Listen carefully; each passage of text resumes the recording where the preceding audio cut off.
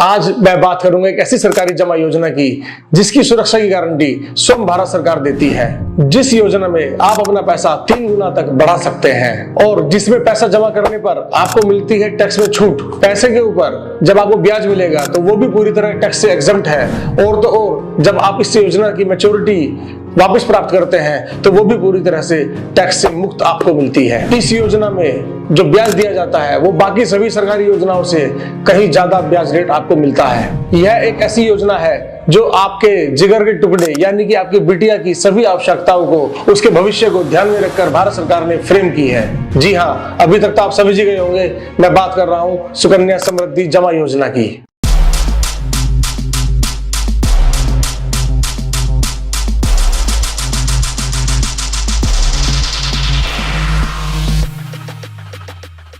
नमस्कार, मैं सीए पीयूष कुच्छल हाजिर हुआ सुकन्या समृद्धि जमा योजना पर बात करने के लिए। इस वीडियो में मैं इसको सुकन्या योजना के नाम से पुकारूंगा और आप लोगों से विनती है कि अगर आपको ये वीडियो पसंद आए तो इसे लाइक कीजिएगा, शेयर कीजिएगा और खास तौर से उन माता पिताओं के साथ शेयर कीजिएगा जिनको भगवान ने बेटियों से नवाजा है, ताकि वो भी इस योजना का लाभ ले सके। इस वीडियो को आप लोगों को अंत तक भी जरूर देखना है, क्योंकि इस वीडियो में जो मैं सुकन्या योजना के बारे में डिस्कशन करने जा रहा हूँ वो आपको अन्य किसी भी वीडियो में वो जानकारी शायद ही उपलब्ध होगी। तो हम इसमें बहुत ही एक गंभीर और बहुत ही एक जो है वो टेक्निकल डिस्कशन करने जा रहे हैं, तो इस वीडियो में आप अंत तक जरूर बने रहिएगा। जब मोदी जी की सरकार 2014 में भारत में स्थापित हुई तो मोदी जी ने एक नारा दिया था, बेटी बचाओ बेटी पढ़ाओ, और उसी नारे को साकार करने के लिए मोदी सरकार ने सुकन्या योजना को फ्रेम किया है और आम पब्लिक के लिए प्रस्तुत किया है। इस योजना में माता पिता अपनी 1 दिन से लेकर 10 वर्ष तक की आयु की बेटियों के लिए खाता खुलवा सकते हैं। इस योजना के अंतर्गत जो खाता खुलता है वो आप किसी भी डाकखाने में या अपने घर के पास किसी भी डेजिग्नेटेड बैंक की ब्रांच में जाकर आसानी से खुलवा सकते हैं। यहाँ पर ध्यान देने वाली बात यह है कि यह खाता एक परिवार अपनी 2 बेटियों तक ही खुलवा सकता है, यानी कि 2 खाते रख सकते हैं अगर आपकी 2 बेटियां हैं। तो यहाँ पे थोड़ा सा आप एग्जाम्पल के साथ समझिए कि अगर आपकी पहली एक बेटी है और दूसरा बच्चा भी आपका एक पुत्री के रूप में हो जाता है, तो आप जो है वो दोनों बेटियों के लिए खाता खुलवा सकते हैं। लेकिन किसी किसी कंडीशन में क्या होता है कि पहले इश्यू में एक बेटी होती है और दूसरे इश्यू में फिर से जुड़वा 2 बेटी हो जाती है, तो ये एक एक्सेप्शन दिया है सरकार ने। आप इन तीनों बेटियों के लिए इस कंडीशन में, जहां पे पहले इश्यू में एक बेटी और बाद में जुड़वा 2 बेटियां होती है, तो फिर आप 3 खाते तक इस योजना का लाभ ले सकते हैं। लेकिन आपका पहला ही जो बच्चा है वो जुड़वा यानी कि 2 बेटियां हो जाती हैं, तो फिर तीसरी बच्ची के लिए आपको इसका लाभ नहीं मिल पाएगा। तो ये बात थोड़ा ध्यान से आपको एक समझ लेनी है कि या तो 2 बेटियों के लिए या एक एक्सेप्शन में 3 बेटियों तक ये खाता खुलवाया जा सकता है। खाता खोलने के लिए बहुत कोई फॉर्मेलिटी इसमें प्रावधान नहीं किए गए हैं। आपको बच्ची का जन्म का प्रमाण पत्र यानी कि बर्थ सर्टिफिकेट और माता या पिता में से जो भी कोई उस खाते को प्रस्तुत कर रहा हो या स्पॉन्सर कर रहा हो उसका अपना केवाईसी यानी कि पैन कार्ड, आधार, डीएल, पासपोर्ट इत्यादि में से कोई भी एक डॉक्यूमेंट आपको डाकखाने में या ब्रांच में बैंक की देना होगा और आसानी से वो लोग आपका खाता खोल देंगे। अब बात ये आती है कि इस खाते में पैसा कितना और कब कब डालना है, या मिनिमम लिमिट क्या है, मैक्सिमम लिमिट क्या है, तो उसके विषय में भी थोड़ा सा बात कर लेते हैं। सबसे पहले तो ये देखिएगा कि इस खाते को आपको एक बात ये समझनी है कि इस खाते की जो मैच्योरिटी है उसका पीरियड 21 ईयर है, लेकिन पैसा आपको जमा जो करना है वो 15 साल करना है। और ये 21 ईयर्स या 15 साल ये बिटिया की उम्र से इनका कोई लेने देना नहीं है, ये खाते की एक पूरी एज है। यानी कि अगर आपने जिस दिन बिटिया हुई, जिस साल में, अगर आपने उस साल में ये खाता खुलवा लिया तो इस खाते की मैच्योरिटी जब बिटिया 21 साल की होगी उस समय पे आपकी ये खाते की मैच्योरिटी होती है। लेकिन अगर वहीं कहीं अगर आपने ये खाता 10 साल की उम्र की बिटिया के लिए आपने खुलवाया तो फिर इसकी मैच्योरिटी जब आपकी बेटी की उम्र 31 साल की होगी तब ये खाता आपको मैच्योरिटी पे पूरा पैसा आपको वापस करता है। इसमें जो पैसा डालने का जो पीरियड है वो 15 साल है, यानी कि जिस साल में आपने खाता खुलवाया उस साल से शुरू होकर और अगले 15 साल तक आपको हर साल मिनिमम 250 रुपए और मैक्सिमम 1.5 लाख रुपए तक आप इसमें आसानी से जमा कर सकते हैं। और ये जो डिपॉजिट है आप कैश या bank transfer, cheque, NEFT, RTGS इत्यादि किसी भी मोड से आप इस खाते में पैसा जमा कराया जा सकता है आपके द्वारा। और साथ साथ बात एक ध्यान ये रखनी है कि इंस्टॉलमेंट जो है वो आप साल में कितनी बार भी ये पैसा आप जमा कर सकते हैं, यानी कि आप मासिक रूप से भी जमा कर सकते हैं, आप क्वार्टरली जमा कर सकते हैं, या फिर आप हाफ ईयरली या ईयरली मोड में भी आप इस पैसे को जमा कर सकते हैं। लेकिन एक चीज यहाँ पे मैं आपको ये बताना चाह रहा हूं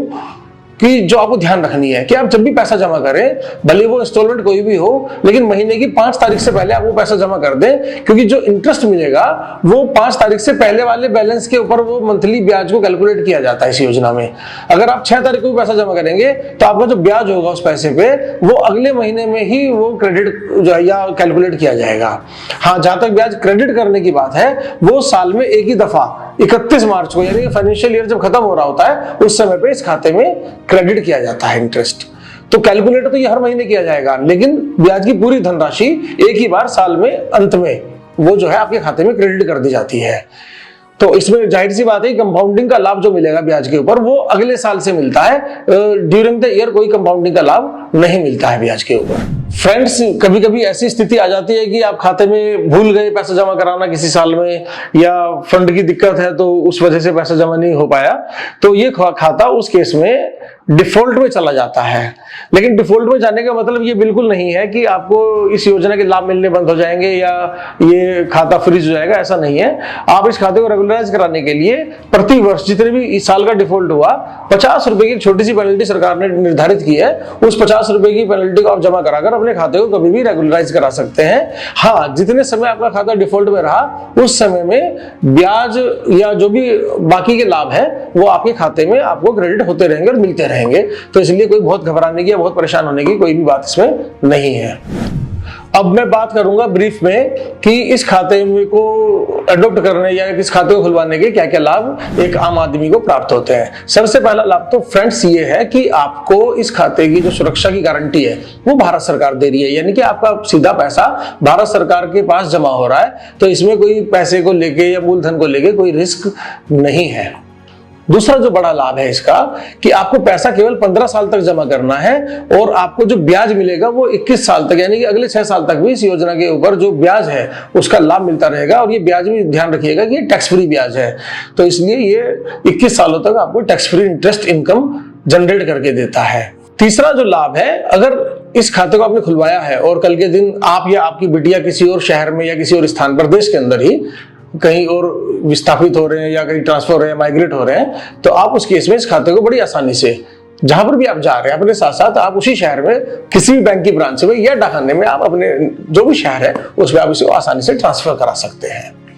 अगला जो बेनिफिट है इसका वो है ई स्कीम, यानी कि ट्रिपल ई स्कीम, यानी कि जो इंस्टॉलमेंट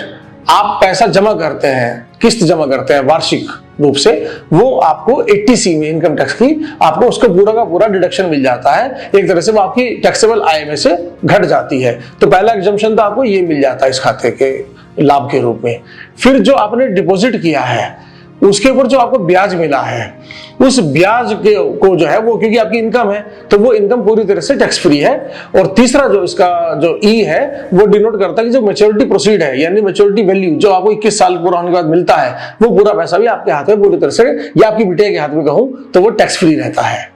तो एक ये ई का जो है लाभ वो आपको मिलता है। और इसका जो सबसे बड़ा और सबसे लास्ट जो बेनिफिट है वो ये है, और ये बेनिफिट भी है और इसको हम कई बार नकारात्मक रूप से भी देख सकते हैं। तो यहाँ पे दोनों ही बातों का विश्लेषण कर देता हूं कि आपकी बिटिया जब 18 साल की उम्र अटेन कर लेती है यानी कि वो 18 साल की हो जाती है, बालिग हो जाती है, तो उसके बाद में जो माता पिता है या माता या पिता है जिन्होंने भी इस खाते को स्पॉन्सर किया है या पैसा जमा किया है उनका कंट्रोल इस खाते के ऊपर से खत्म हो जाता है। और वो जो बिटिया है उसको अकाउंट होल्डर बोला गया स्कीम में, वो इस खाते की ओनर हो जाती है और उसके साइन से ही और उसकी मर्जी से ही इस खाते में आगे की सारी कार्रवाई पूरी होती है। यानी कि माता पिता का इंटरफेरेंस नहीं है या उसकी मर्जी चलती है। तो एक तरह से देखा जाए तो ये फायदे की बात है कि कल के दिन बिटिया अपना डिसीजन खुद ले सकती है। और नुकसान क्या है कि टीनेज बच्चा जो है 18 साल का होता है और वो कई बार कुछ बाहर के लोगों के प्रभाव में या कुछ अपने अपरिपक्व मस्तिष्क की वजह से कई बार गलत डिसीजन ले सकता है। तो उसके हाथ में एक अच्छी खासी रकम, अगर आप 1.5 लाख रुपए प्रति वर्ष अगर आप जो है इसको जमा करते हैं तो ये लगभग 65 से 70 लाख रुपए के बीच में कहीं एक रकम बैठती है विद इंटरेस्ट। तो उस पैसे को, इतनी बड़ी रकम को, जो कि काफी बड़ी रकम है, उसके हाथ में कंट्रोल लाना, कई बार उसका दुरुपयोग होने की संभावना भी रहती है। अभी तक हम बात कर रहे थे कि पैसा कैसे जमा होगा, कितना जमा होगा, क्या लाभ होंगे। अब मैं बात करूंगा पैसा निकलेगा कैसे, क्योंकि वो बहुत इंपॉर्टेंट है। वीडियो के इस भाग में मैं बात करता हूं प्री मैच्योरिटी, क्या ये पैसा निकाला जा सकता है, यानी 21 साल से पहले अगर पैसे की आवश्यकता हो तो किन किन परिस्थितियों में ये पैसा निकाला जा सकता है। तो पहली परिस्थिति तो मित्रों बड़ी दुखद परिस्थिति है कि जब किसी की बिटिया की अगर डेथ हो जाए तो इमीडिएट प्रभाव से खाता बंद हो जाता है और डेथ सर्टिफिकेट हमें जमा करके ये पैसा विद इंटरेस्ट तुरंत हमें प्राप्त हो सकता है। दूसरी कंडीशन क्या है मित्रों कि यदि बिटिया बहुत सीवियर बीमार हो जाए, लाइफ थ्रेटनिंग कोई डिसीज जो अकाउंट होल्डर या बिटिया है उसको हो गई है, तो एक तो ये कंडीशन। दूसरी कंडीशन इसके साथ ही जोड़ देता हूं कि जो खाते का स्पॉन्सर गार्जियन है यानी माता या पिता जो भी उस पैसे को जमा कर रहे थे उनकी मृत्यु हो जाती है, तो ये दोनों परिस्थितियों में भी प्री मैच्योर जो विड्रॉल है वो पॉसिबल है। लेकिन इसमें एक कंडीशन ये है कि खाते को कम से कम 5 साल आपको चलाना पड़ेगा। तो इसको उदाहरण से समझते हैं कि अगर आपने खाता 2 साल चलाया और उसके बाद में बिटिया को कोई डिसीज हो गई या स्पॉन्सर गार्जियन की मृत्यु हो गई, तब भी ये पैसा अगले 3 साल तक फ्रीज रहेगा और 3 साल यानी कि टोटल 5 साल जब हो जाएंगे तभी मिलेगा। तो 5 साल पूरा होके ही ये इस वाली कंडीशन में कि बिटिया को डिसीज हो जाए या माता पिता में से जो भी स्पॉन्सर है उनकी मृत्यु हो जाती है, तो 5 साल पूरा होने के बाद में ये पैसा विद इंटरेस्ट जो भी उस समय तक का ड्यू इंटरेस्ट होगा उसके साथ में बिल्कुल आपको ये मिल जाएगा। और तीसरी जो संभावना है वो थोड़ी सुखद संभावना है कि जब पैसा लिया जा सकता है, और वो है कि अगर बिटिया की उम्र 18 साल हो जाए और फिर उसके बाद में उसका रिश्ता तय हो जाए, शादी उसकी होने वाली हो, तो शादी की आवश्यकता को पूरा करने के लिए भी प्री मैच्योर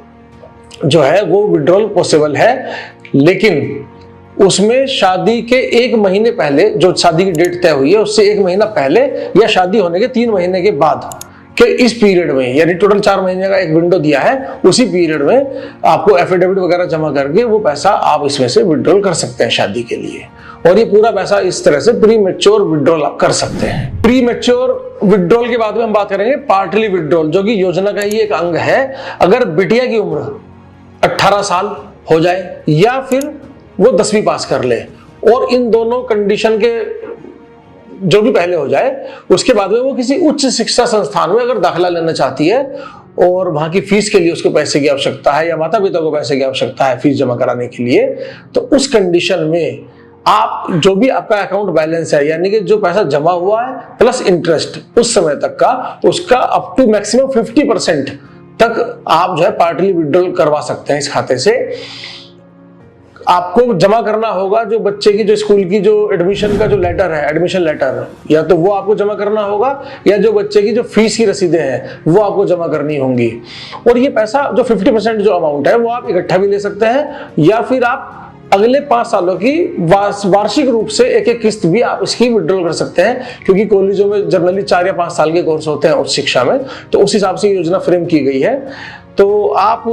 इकट्ठा ले लीजिए पैसा अगर चाहिए, और अदरवाइज तो आप जितना जितना फीस आपको जमा करनी है हर साल आप 5 साल तक पैसा विड्रॉ करते जाइए। लेकिन मैक्सिमम सीलिंग लिमिट जो है वो अगेन मैं याद दिला दूं 50% ऑफ डिपॉजिट अमाउंट या स्कूल की fees which ever is lower, उतना ही पैसा आप इसमें से इस पार्टली विड्रॉल स्कीम के तहत आप निकाल सकते हैं, और बाकी पैसे में आपकी योजना जो की तो चलती रहेगी।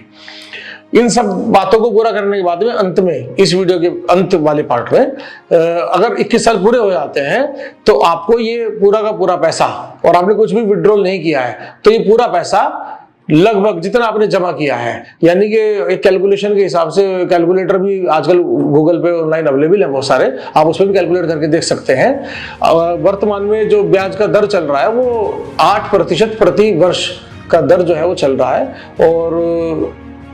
इसकी जो एनुअल जो यील्ड है या जो एनुअल इंटरेस्ट है उसकी शीट में डिस्क्रिप्शन में दे रहा हूँ आप लोगों के हेल्प के लिए, तो आप अगर चाहें तो वहाँ से इंटरेस्ट का रेट है वो आप चेक कर सकते हैं कि 2014 से कैसे कैसे क्या क्या रेट रहा है। जनरली ये रेट घटा है, शुरुआत में ये रेट 9.5% सरकार ने बताया था, फिर घटते घटते घटते 7.6 तक गया है। 2023 में दोबारा से बढ़ा के इसको 8% किया गया है। तो होपफुली सरकार इसका ब्याज आगे भी थोड़ा सा मॉडरेट रखेगी और लोगों को लाभ इसमें मिलेगा। लेकिन वर्तमान में अगर देखा जाए तो ये पीपीएफ या किसी भी अन्य स्कीम से ज्यादा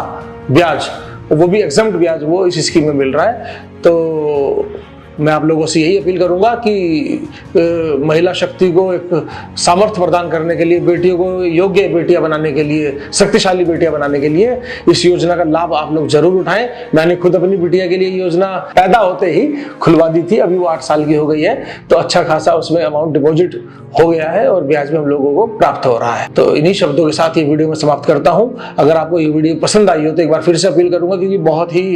इंपॉर्टेंट वीडियो है, तो ये सब तक पहुंचनी बहुत जरूरी है। तो आप इसको शेयर कीजिएगा, लाइक कीजिएगा और अंत में मेरे चैनल को सब्सक्राइब करना बिल्कुल भी मत भूलिएगा। धन्यवाद।